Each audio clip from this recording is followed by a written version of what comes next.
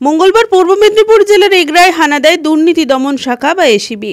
এগরা পুরসভার প্রাক্তন ইঞ্জিনিয়ারের এগরা ও কলকাতার ঠিকানায় একযোগে তল্লাশি চলে। সেখান থেকেই বিভিন্ন নথি উদ্ধার হয় বলেই খবর।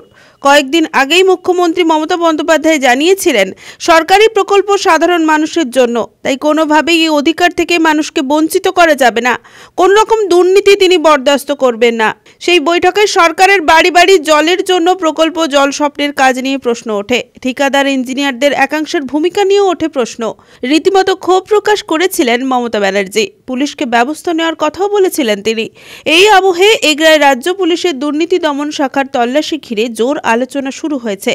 দুর্নীতি দমন শাখার তদন্তকারীরা এগরার ব্যাংকেও তল্লাশি চালায় বলে খবর। মঙ্গলবার দুপুর থেকে রাত অবধি পুরসভার 7 নম্বর ওয়ার্ডে কসবা এগরা এলাকায় অ্যাসিস্ট্যান্ট ইঞ্জিনিয়ার চন্দন দাসের বাড়িতে তল্লাশি চলে। সঙ্গে চলে কলকাতার ফ্ল্যাটেও। তবে নগদ অর্থ কিংবা অন্যান্য কোনো আর্থিক বিষয়ে কি পাওয়া গেছে তা সঠিক তথ্য পাওয়া যায়নি। যদিও সোশ্যাল মিডিয়ায় বেশ কিছু ছবি ভাইরালও হয়েছে। এই বিষয়ের সত্যতা নিয়ে সংশয় রয়েছে, কিন্তু দুর্নীতি দমন শাখা কিংবা পুলিশের পক্ষ থেকে সঠিক কোনো তথ্য সামনে আসেনি। সূত্রের খবর, ওই ইঞ্জিনিয়ার এগরা পুরসভায় কর্মরত থাকাকালীন তার বিরুদ্ধে আর্থিক দুর্নীতির অভিযোগ উঠেছিল। এরপর তাকে ধূপগুড়ি পুরসভায় বদলি করে দেওয়া হয়। পুরসভা সূত্রের খবর, আগামী ফেব্রুয়ারিতে অবসর নেবেন তিনি। আপাতত তিনি ছুটিতে আছেন।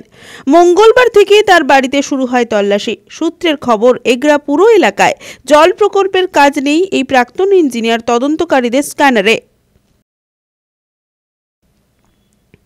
ব্যুরো রিপোর্ট, খবর PCBS।